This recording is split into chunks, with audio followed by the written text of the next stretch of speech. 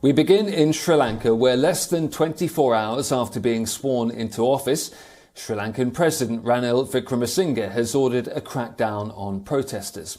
Sri Lankan security forces marched into the Galle protest site hours before the demonstrators were due to vacate the premises. The police arrested 8 people. Several injuries were reported.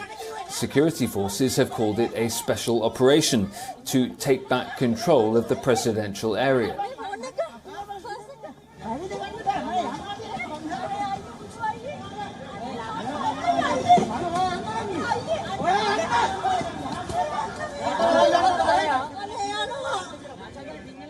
Thousands of soldiers came and brutally beaten peaceful protesters and destroyed some IT camps and those things and take over the place behind us.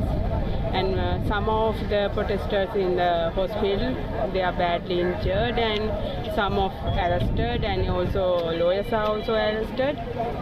And I think President is covered, and he took cowardly action against the peaceful protesters. Security is now being beefed up around the Sri Lankan presidential palace after the crackdown sparked fresh protests in the capital. It comes after on Thursday Wickremesinghe said that occupying state buildings was illegal and warned that protesters would be evicted unless they left on their own.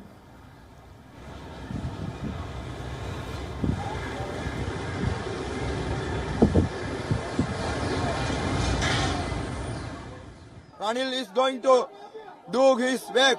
What he did those days, that thing he is going to do here and this night. He is going to destroy this Gota Gama. But we never give up. We are the people who want to clean this nasty politics. Opposition politicians in Sri Lanka are condemning the crackdown, with many calling it a cowardly act against peaceful protesters. Wickremesinghe's long-time ally, Dinesh Gunawardena, has taken oath as the country's Prime Minister, along with 17 other cabinet members. He belongs to a prominent political family and has served before as Foreign Minister. Well, let's talk now to journalist Saroj Patharana, who's joining us live from Colombo. Saroj, what's the situation now, given that there were protests after those attempts to end the protests? Yes, the situation is still tense, and there were reports of more crackdown on protesters, though all the protesters were evicted from the presidential secretariat, but there are some dozens of protesters are still gathered just in front of that at Kota Gogama. So the situation is tense, and I hear also there have been some other sporadic protests around the country, and the mood is angry, and the mood is that of anger because, it was a surprise. It came as a surprise to many. Nobody actually expected Wickremesinghe to took that drastic action soon after, even less than, as you correctly said, less than 24 hours after he took office as the new president of Sri Lanka. Even the protesters, I spoke to several protesters yesterday who have been camping, who have been marching, who have been protesting and also enjoying at Kota Gogama for several months. And they were not happy that Wickremesinghe came to power. They were not happy that Wickremesinghe became the president because he's one of the most unpopular politicians in Sri Lanka at the moment. But at the same time, they were kind of happy they were about to accept. It is the verdict of the parliament, though many people say this parliament has run out of its mandate too, but it was the verdict of the parliament. It was the constitutional verdict. So protesters were about to leave, about to give some time to Wickremesinghe, but suddenly this happened. So the mood is one of anger.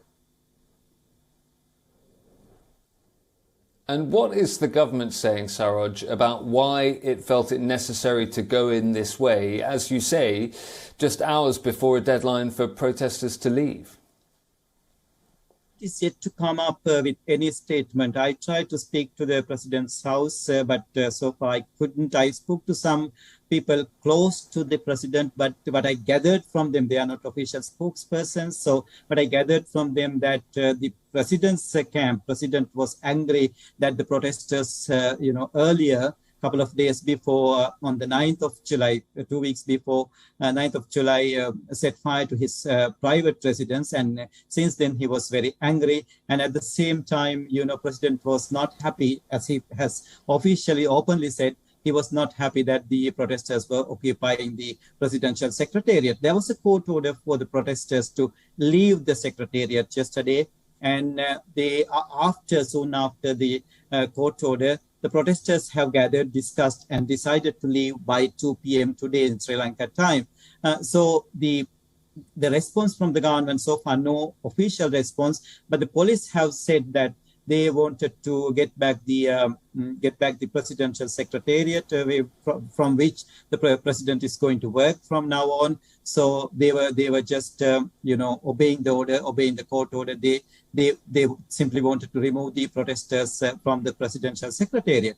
But it was, as you said, as you showed a lot of footage there, it was a brutal crackdown rather than just removing the protesters.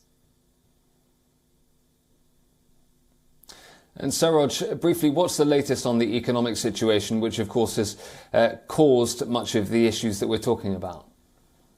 Nothing has been changed so far. The situation is the same. People are still in the queues. Just minutes ago, I spoke to a friend of mine who is in a petrol queue in Galle. He said he has been there in the queue since 5 a.m. this morning.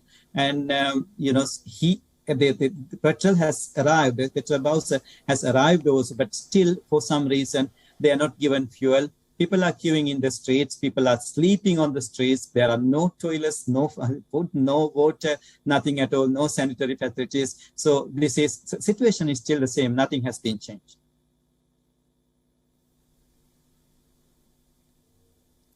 Saroj, thank you. That's Saroj Patharana joining us live from Colombo.